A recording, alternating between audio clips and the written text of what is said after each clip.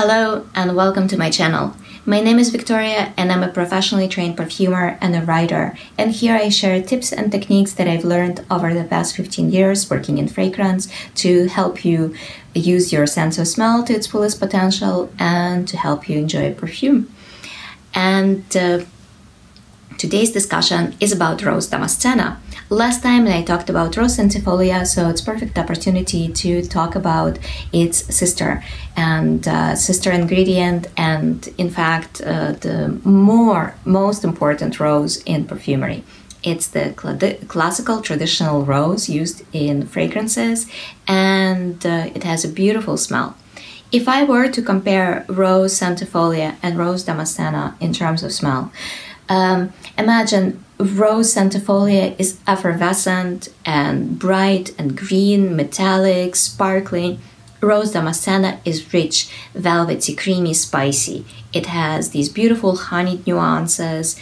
It's quite complex, but also it's versatile. And while it's associated with feminine fragrances, it can be used in a variety of compositions.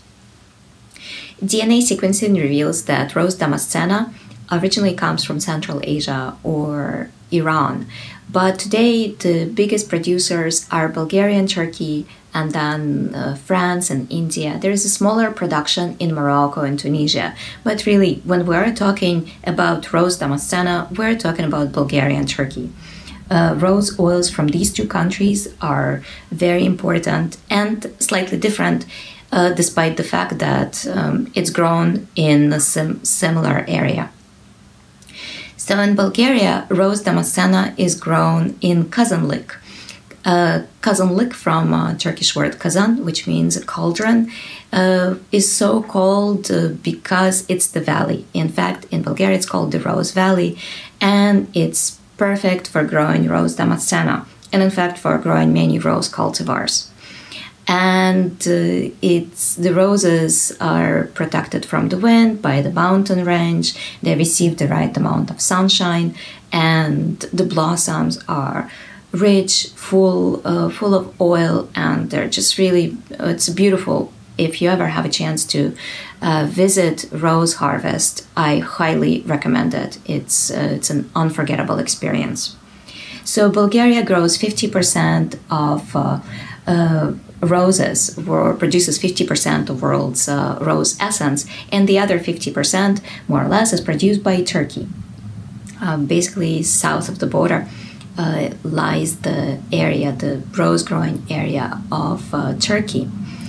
When Bulgaria broke away from the Ottoman Empire in the 1870s, workers in the Bulgaria's rose plantations that were originally of Turkish descent, so they ended up leaving and going to Turkey, and they took rose cuttings with them, and that's how they established rose growing industry in Turkey. Isparta region is really well known, and it's also another place that holds Rose Harvest, and it's a great place to visit if you want to experience roses and see how distillation takes place.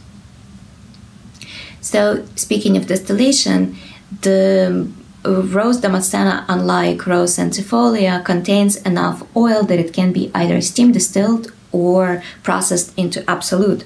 So here I have two examples, and this is Absolute, Rose damascena Absolute, and this is Rose damascena Essential Oil. And as you can see, the color is different and the smell is different. And the color actually also is a function of the processing. Steam distillation can be much darker than this particular example. And it can also be decolorized later if a perfumer wants an essence that won't stain the final juice, the final liquid too much.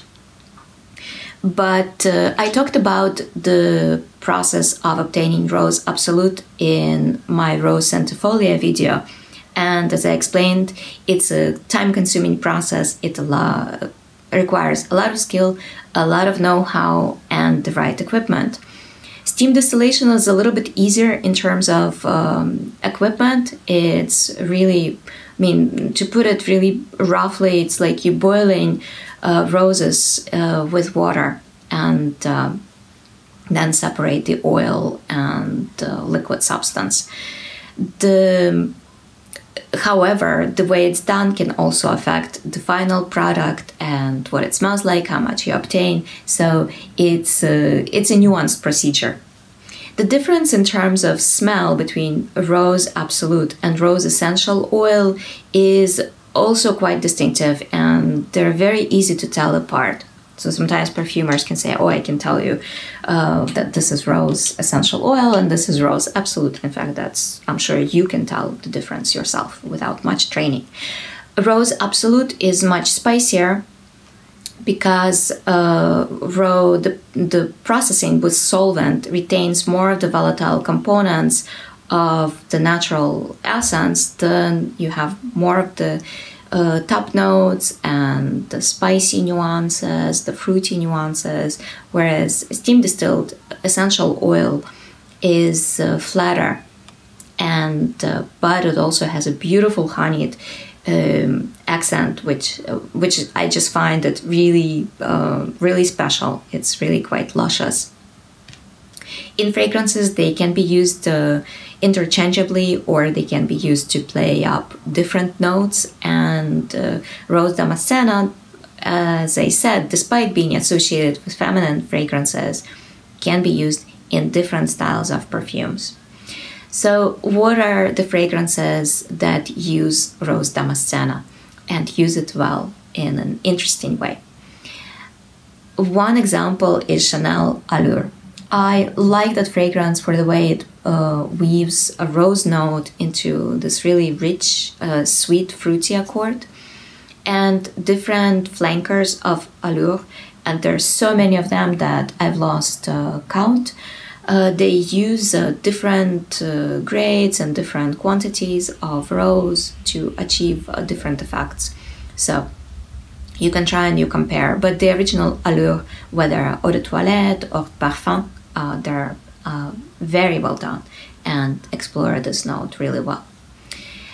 A niche example of a really lovely use of Rose Damascena is Ormonde Jayne Damask. It's rich composition with rose really taking center stage and being accented with darker woody notes. Another niche example is État Libre d'Orange Rossi de Palma, and I think it's now called Eau de Protection, but it has a lot of rose and natural rose essence, and it plays it up with woody notes, with musky notes. So it's a fragrance which can work for men as well, not just women. Then there are interesting examples like Killian, A Taste of Heaven. And Rose Damascena is used in that context of a woody green composition. And the effect is really quite interesting because you don't smell it as rose, but you smell the honeyed facet of Rose Damascena in that fragrance. And it's really well done, really clever. So again, if you don't like rose, and I know many people are wary of this note and they think it's too sweet or perhaps old-fashioned, I really recommend you approaching these fragrances with an open mind and seeing how different facets of these materials can be brought out. Another interesting example is Issey Miyake L'Eau. The fragrance originally was advertised the smell of water, smell of nothing, but in fact, smell it and I guarantee the first thing that will jump out at you is the beautiful rose note. And especially if you smell it knowing there should be rose in it, you will smell it. It contains a really beautiful rose accord, and that's what helps the marine or these obviously synthetic notes in this fragrance become softer.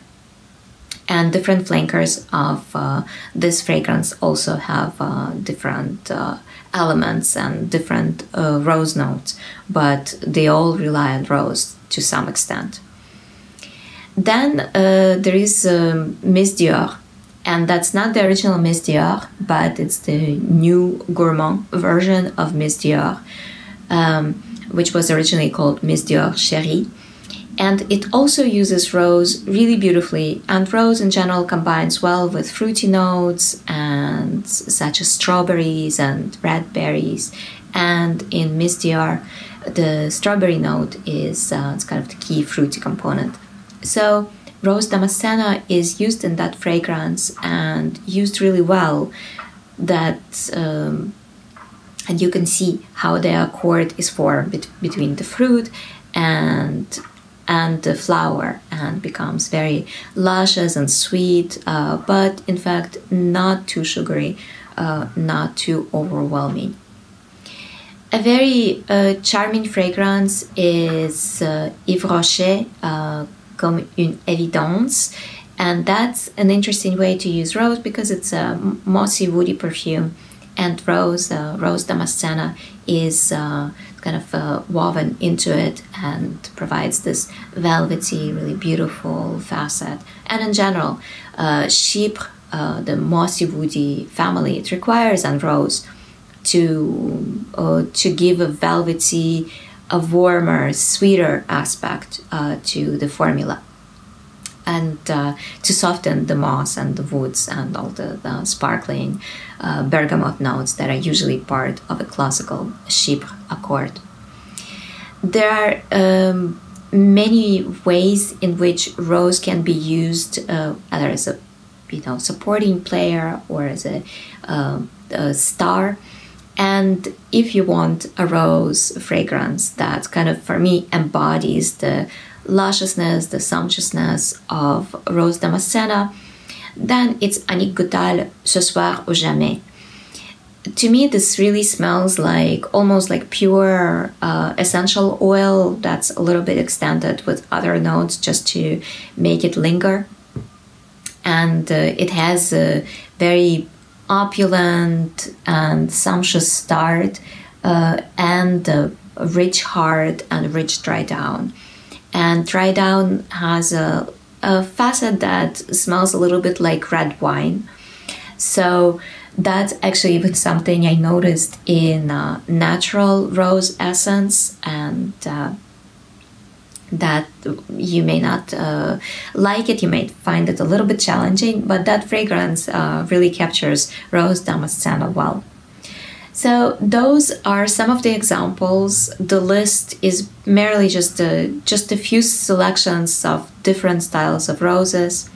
Please share rose fragrances that you enjoy, and of course, thank you for watching and have a great day.